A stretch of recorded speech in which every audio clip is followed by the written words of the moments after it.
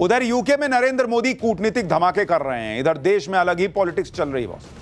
संसद सत्र को आज 4 दिन हो गए, 4 दिन।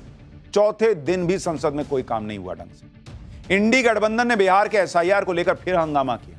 कांग्रेस के सांसद वेल में आकर पोस्टर लहराने लगे। हंगामे के बीच लोकसभा सिर्फ 12 मिनट चल पाई, 12 मिनट, जबकि राज्यसभा की कार्रवाई भी हंगामे के बाद कल तक के लिए स्थगित करनी पड़ी। इसके बाद जब राहुल गांधी संसद से निकले तो चुनाव आयोग पर बरस गए। राहुल गांधी ने नया दावा कर दिया कि उनके पास वोट चोरी के प्रूफ हैं। कर्नाटक की एक कोई सीट है जिसको लेके इनके पास कोई सबूत है।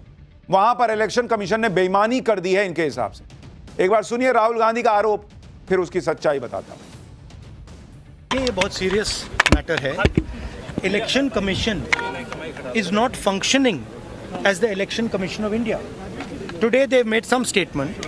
This is complete nonsense, right? The fact of the matter is that election commission is not doing its job. Now we have concrete 100% proof of election commission allowing cheating in a seat in Karnataka. पहले इनके पास 100% proof होता था कि EVM hack होता है, लेकिन वो साबित नहीं हो पाया। तो फिर आया कि स्ट्रांग रूम में कुछ गड़बड़ी करके होता है। फिर हुआ कि भाई नहीं, वोटर को रोका जाता है। फिर हुआ कि नहीं, वोटर लिस्ट में नाम जो है वो डिलीट कर देते हैं। अभी बिहार के लिए नहीं, उसके पहले कहे कि वोटर लिस्ट में नाम जोड़ देते हैं महाराष्ट्र के लिए। अब बिहार में कह रहे हैं कि नाम काट देते हैं। अब कर्नाटक का कुछ नया माल लेके आए। कुछ भी चल रहा है बॉस इस देश में। संविधान लहराते हैं, लेकिन किसी संवैधानिक व्यवस्था पे इनका विश्वास है क्या? राहुल गांधी कह रहे हैं कि उनके पास 100% सबूत है कि भाई कर्नाटक में गड़बड़ी हुई है, एक धोखाधड़ी हुई है एक सीट पर, और यही हर सीट पर भी हुआ। हजारों बोगस वोट जोड़े गए। 50 साल, 60 साल, 65 साल के लोगों को नए वोट करने के लिए जोड़ दिया गया। इसमें पहली बात तो यह है कि क्या 50 साल का कोई व्यक्ति कहीं नया वोटर नहीं बन सकता है क्या? यह कौन सा लॉजिक है भाई? कोई कहीं से आया होगा, कहीं से शिफ्ट हुआ होगा, अभी नया बनवाया होगा, कुछ अलग हुआ होगा। ये कौन सा लॉजिक है कि 50 साल 45 साल का आदमी का वोटर लिस्ट में नाम जुड़ा? फर्जी है। दूसरी बात यह है कि कर्नाटक का चुनाव तो कांग्रेस जीती भाई। कर्नाटक में तो उन्हीं की सरकार है। अगर वोटर लिस्ट में गड़बड़ी की गई तो कांग्रेस चुनाव कैसे जीत गई? लेकिन यह सवाल इनसे कोई नहीं पूछ रहा। लॉजिक की बात तो एकदम पुड़िया में बांध के फेंक दीजिए नदी में, वैसा हाल हो रखा है। सिर्फ आरोप लगाए जा रहे हैं कि वोटर लिस्ट में गड़बड़ी हो गई तो हो गई, कह दिया तो कह दिया ना। वोटर लिस्ट में खेल हो रहा है, कह दिया तो कह दिया। आज चुनाव आयोग ने इन सबको जवाब दिया कि क्या वोटर लिस्ट को ठीक नहीं किया जाए, क्या वोटर लिस्ट को अपडेट ना किया जाए, क्या मृत और प्रवासी मतदाताओं के नाम पर फर्जी वोट डालने की अनुमति दे देनी चाहिए। आप खुद सोचिए, एक भारतीय नागरिक के हिसाब से सोचिए, कोई आदमी मर गया है, उसका नाम नहीं हटे लिस्ट से, उसकी जगह कोई आके वोट दे दे, ये ठीक होगा? कोई दूसरी जगह शिफ्ट हो गया है, उसकी जगह कोई दूसरा वोट डालते, ये ठीक होगा? रिवीजन प्रोसेस का मकसद सिर्फ अयोग्य मतदाताओं को वोटर लिस्ट से हटाना है। क्या प्रामाणिक मतदाता सूची निष्पक्ष चुनाव और मजबूत लोकतंत्र की आधारशिला नहीं है? इन सवालों पर हम सभी को राजनीतिक विचारधाराओं से परे जाकर सोचना होगा। शायद आप सभी के लिए यह सोचने का सबसे अच्छा समय अब आ गया है, यह चुनाव आयोग कह रहा है। और सबसे बड़ा सवाल है कि ऑपोजिशन को इतना कॉन्फिडेंस कैसे है कि जिस मरे हुए आदमी का नाम हट रहा है लिस्ट में से, उस मरे हुए आदमी का वोट उसको ही पड़ता है। यह कॉन्फिडेंस कैसे है? जो दूसरी जगह शिफ्ट हो गया है वो उसी का वोटर था जो वोट दे देता कहीं और बैठे बैठे। ये इनको कॉन्फिडेंस कैसे? हो सकता है बीजेपी कर लेती।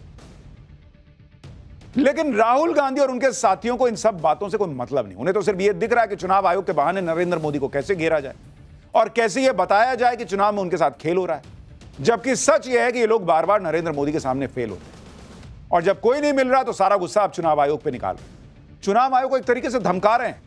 राहुल गांधी ने आज किस तरह से चुनाव आयोग को देख लेने की धमकी दी है, आप देखिए, खुद सुनिए। Voter deletion, voter addition, new voters who are 18, who are way above 18. So we have caught them.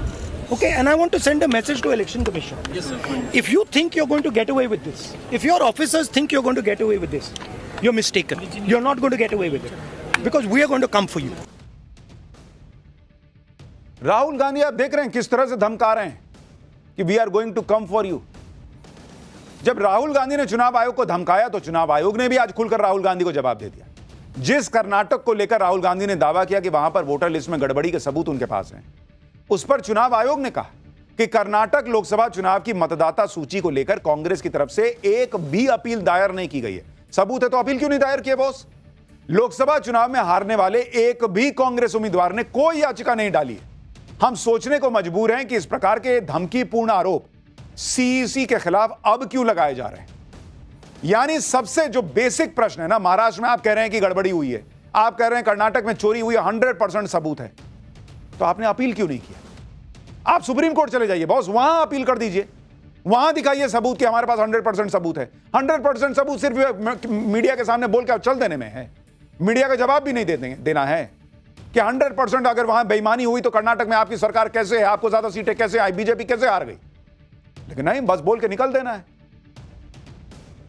खैर, इनका हिसाब तो चुनाव में, राजनीति में हिसाब जो है वो जनता करती है, वो जिसको जो ठीक लगेगा वो करेगा।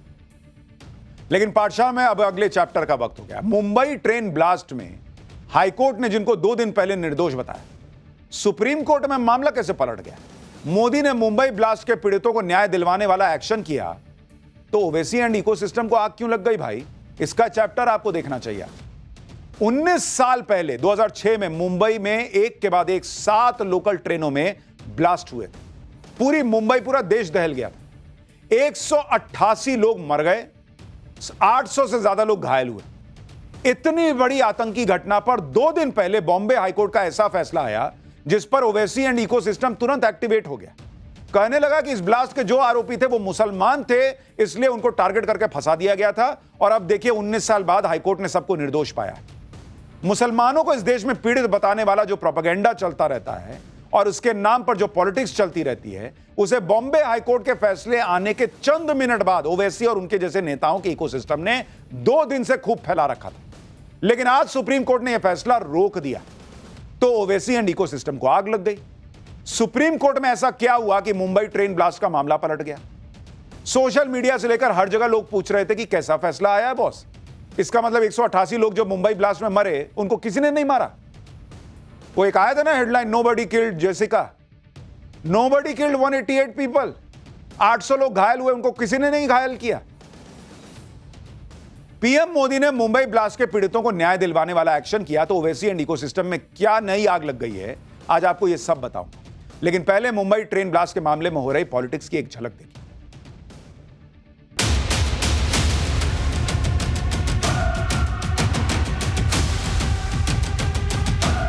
सरकार अगर एक्यूज का रिलीजन देखकर अगर अपील करेगी तो फिर ये टेररिज्म से फाइट तो कॉम्प्रोमाइज है आपकी। जहां भी ब्लास्ट होता है बेकसूर मुसलमानों को जेल भेज दिया जाता है। मेरा भाई मुझसे लिपट कर बोलने लगा कि मैं अपनी बेटी चली। तो सरकार से मेरा एक सवाल था कि 19 साल हमारे इस केस के फैसले के लिए क्यों लगे? ये फैसला जान करके कैसा आया, कुछ और तकलीफ बढ़ गई।